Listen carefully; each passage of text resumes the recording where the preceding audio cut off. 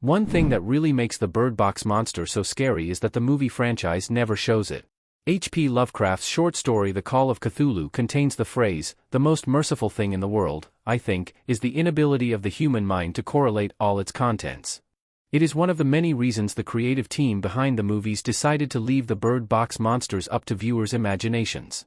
Bird Box became one of Netflix's most intriguing horror films, in which the world is overrun by creatures who drive people to take their own lives by simply looking at them.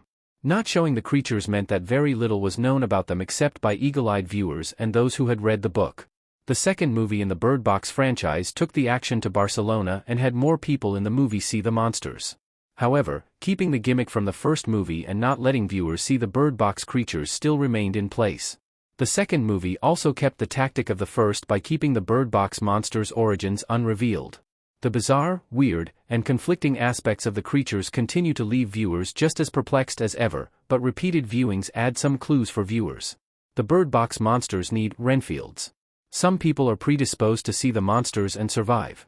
Throughout the franchise, the Bird Box monsters only had the ability to drive people to death if they looked at them.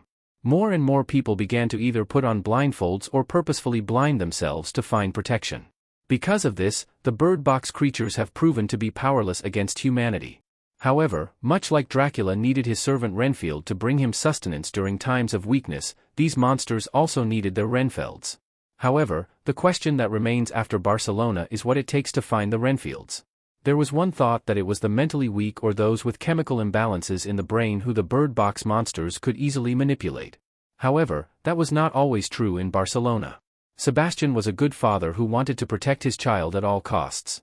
The priest was mostly sane, but he was a zealot. At the end of Barcelona, a doctor suggested that some people were predisposed to see the Bird Box creatures and survive, and these are the Renfields of the story. There were no creatures in Australia. A news broadcast reveals a lack of activity. The events of Bird Box, both the novel and the movie, take place over a few years. As a result, the audience sees the early stages of chaos descending on humanity and just how humanity adapts to life with the creatures on the planet over those years, like wearing blindfolds.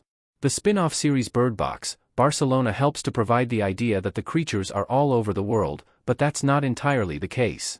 One graphic from a news report in the first movie shows just where the creatures are concentrated as humans first begin interacting with them. While concentrations in California, where the first movie takes place, and Europe, where the second takes place, are expected, there are a handful of other locations depicted as having a high concentration of humans interacting with the creatures, like areas of China and Russia. What's interesting, however, is that there are no reports of the creature in Australia. It's the only visible continent with no reports of activity from them. That's also particularly interesting because it appears that the creatures began appearing to humans on the coasts and working their way inland in other places. Australia is completely surrounded by water, but has no sightings at the time. While it's never explained why that is the case, another spin-off movie might answer that question.